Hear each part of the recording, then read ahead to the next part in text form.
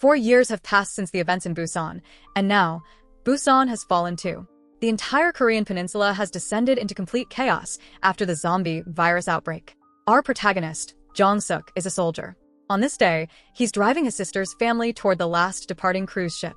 On the way, a desperate woman carrying a child stops their car, begging for help, but Jung Seok coldly refuses and drives on. They soon arrive at the pier. Jung Seok boards the cruise ship and is assigned to a cabin. The ship is meant to sail to Japan for refuge.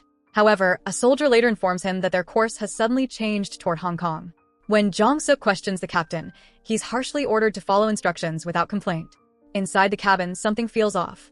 One man's twisted, unnatural posture gives away that he's infected. The zombie infection spreads rapidly, and by the time Jung Seok returns, blood covers the cabin walls.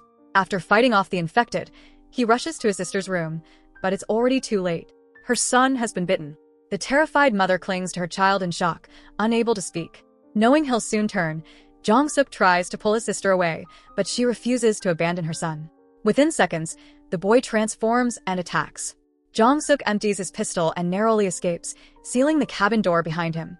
At that moment, his brother-in-law Cheol-min returns. Together, they watch helplessly as a swarm of zombies devours Jung Seok's sister. 4 years later, Jung Seok and Cheol-min have managed to flee to Hong Kong. But life there is far from kind. Haunted by guilt over his sister's death, Jung Seok lives in constant pain. One day, a gangster approaches Jung Seok with an offer: return to Korea and retrieve a truck loaded with cash. Now, Korea is a wasteland ruled by zombies. Money means nothing to the undead, but the gang sees an opportunity. They had previously sent men to collect $20 million from an abandoned truck, but those men never came back. If Jung Seok can recover the truck, he'll get half of the money. Desperate, and with nothing left to lose, he agrees. He sets out with Cheol-min, Chol-soo, and Min-ho. Soon, their boat reaches the Korean coast. The gangsters supply them with weapons and a satellite phone before sending them ashore on a small rubber boat. The ship will wait offshore for their return. Once they land, the city is eerily silent. Buildings crumbling, streets empty, not a single soul around. Min-ho finds a car with keys still inside, and the group drives off to locate the truck. Hui-soo, who once worked as a taxi driver before the outbreak, takes the wheel. After some searching, they spot a truck, but the license plate doesn't match. Suddenly, strange noises echo nearby. Jung Seok, unafraid, checks it out through his rifle's night vision scope, only to see a horde of zombies staring back at him hungrily. They quickly move on, and finally find the right truck parked under an overpass. Unbeknownst to them, someone watches through binoculars from the shadows. Cheol-min opens the back of the truck. It's filled with bags of cash. But when they check the driver's seat, they discover a corpse behind the wheel. As Cheol-min tries to drag the body out, it suddenly comes to life and attacks. In the struggle, the truck's horn blares, echoing through the empty city. Jung Seok shoots the zombie, but the noise has already drawn a massive horde. These zombies are blind at night, but have razor-sharp hearing. He fires at them with his rifle, but there are too many. Climbing into the truck, Jung Seok manages to drive through for a short while, escaping the immediate danger. 2 vehicles race down the dark roads. Till suddenly, someone fires a flare in front of them, lighting up the darkness. Attracted by the light, zombies flood the street. Hui-soo swerves, hitting several zombies before losing control. The truck behind them crashes hard into their car. Jung Seok is thrown out by the impact. Hui-soo dies instantly, while the others are badly injured. As zombies close in, Cheol-min hides inside the truck, and Jung Seok flees on foot. During his escape, he encounters a young girl named June, who skillfully takes down zombies with ease. A little girl rides in the passenger seat beside her. With incredible driving, June drifts through the undead like a pro racer, clearing the road as Jung Seok faints from exhaustion. Meanwhile, Cheol-min is still trapped in the truck, surrounded by zombies. Suddenly, a flashy advertisement truck rolls by, blasting music and lights, pulling the zombies away. Several armored vehicles appear soon after, but the men inside don't look friendly. Min-ho steps out to ask for help, but he's already infected. Their leader walks up casually and shoots him dead. Then they seize the truck and drive away, taking the hidden Cheol-min with them. When Jung Seok regains consciousness, he finds himself in front of an old man, June's grandfather. Moments later, a familiar woman appears, Min-young, the same mother Jung Seok once refused to help years ago. She and her daughters have survived all this time, living in hiding. They take Jung Seok in. The old man operates a radio, constantly sending distress signals, hoping for rescue from the outside world. Meanwhile, Cheol-min is taken to a fortified camp run by a group called Unit 631, once a regular military unit, now a gang of ruthless survivors. After being abandoned by their command, they turned into scavengers and sadistic hunters, surviving by looting and torturing others. Cheol-min is discovered. The soldiers strip him down and spray paint numbers on his body. Terrified, he's thrown into a shipping container with dozens of silent, half-naked captives. Moments later, the container doors open. The prisoners are herded into what looks like a coliseum, surrounded by crowds cheering and placing bets. The countdown begins. A gate opens, and zombies pour in. It's a brutal survival game. Humans versus the undead. Screams fill the air as people are torn apart. When time finally runs out, music plays, and a man in a glowing suit steps forward, drawing the zombies back. Amid the chaos, Cheol-min miraculously survives, dazed, but still breathing. The leader of this territory was Captain Seok, a weary man on the verge of suicide. Just as he was about to pull the trigger, there came a knock at his door. One of his men entered with a bottle of imported wine. Captain Seok hesitated. From the man, he learned about the truck full of cash and the satellite phone inside it. Curious, he went to inspect the truck. As he examined the phone, it suddenly rang. The call was from the gangsters on the ship. When they realized it wasn't Jung Seok on the line, they didn't care. They only wanted the money. Whoever delivered it would earn freedom and the same reward. Hearing that he could finally escape this hell, Captain Seok agreed. Meanwhile, Jung Seok and his group assumed Cheol-min was dead. They decided to infiltrate the camp after dark, steal back the truck, and drive it to the port.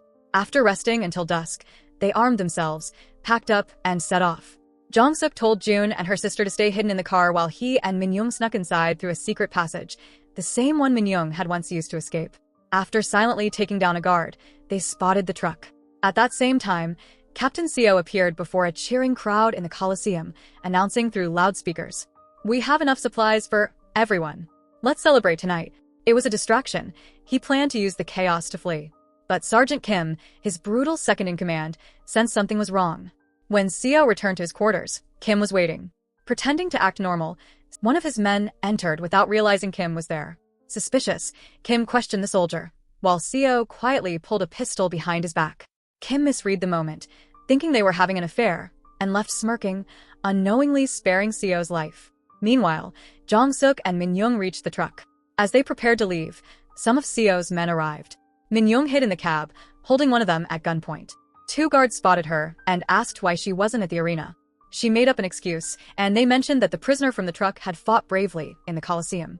Realizing Cheol-min was still alive, Jung Seok rushed off to rescue him. Soon after, Captain Seok arrived. He recognized Min-young. They were old acquaintances, but before she could react, he suddenly pulled out a gun and fired.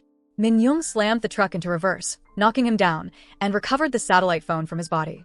In the arena, Cheol-min was still fighting for his life as zombies lunged from every corner. Just as one was about to bite him, a gunshot rang out. Jung Seok had arrived. He gunned down the infected and tossed a smoke grenade, rescuing Cheol-min amid the confusion. As they fled, armed soldiers opened fire. Jung Seok dove for cover, a zombie leaping onto him.